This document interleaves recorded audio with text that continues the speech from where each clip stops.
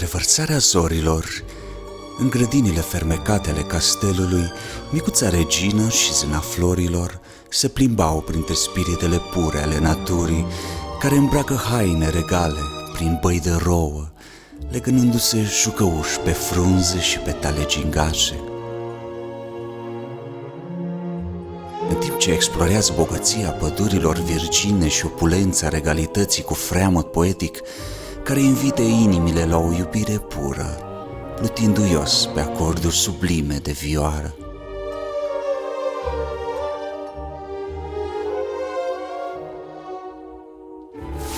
Elful Oak a revenit de grabă la castel prin norul invizibil al porții templului Seren de Răsărit. Oak știa că este important ca mica regină să afle despre micul rege plecat în misiune la izvoarul cu acel cod infinit de apă vie din regatul Seren de Răsărit. Micuța regină a decis chiar cu prețul vieții să meargă în salvarea micului rege. Sâna, fiind impresionată de curaj și loialitate, i-a oferit inima cu elixirul de revenire la viață, înmiresmat de magia florilor. Aceasta plecă numai decât.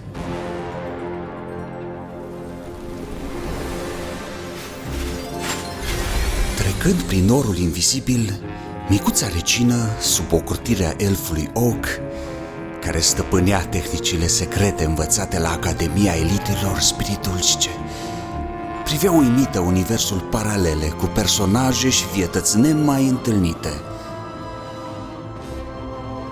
Locuri unde civilizații se interpătrund și testamente se scriu în limbile veacurilor, cunoașteri sacre sub ritualuri enigmatice.